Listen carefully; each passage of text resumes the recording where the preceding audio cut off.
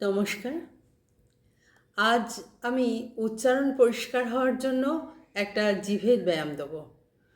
ব্যায়ামটা হলো কট চট তট পট টক টচ টত টপ। এই ব্যায়ামটা রোজ করতে হবে।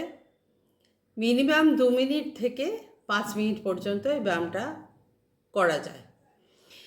কিন্তু ব্যায়ামটা করার জন্য একটা সময় স্থির করে নেবেন, তাহলে ব্যায়ামটা রোজ হবে।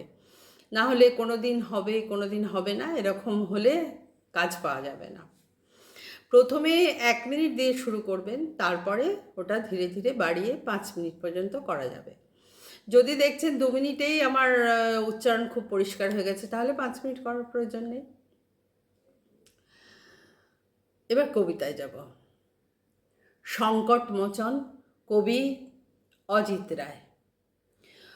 চোখ বন্ধ করে ওপরে জোড়হাত তুলি না, শান্তি কিভাবে আসে সে কথা ভাবি, মানবতা কখনো ভুলি না। প্রতিদিন খুব সকালে সূর্য প্রণাম করে ধার্মিক, মনের ভেতরে তাদের কারো কারো ফাঁদ পাতা, এ কথাও ঠিক। কতগুলো পুজো সারা যাবে বাধা ধরা সময়ে, পুরোহিত সেই নিয়েই দুর্ভাবনায় মরে।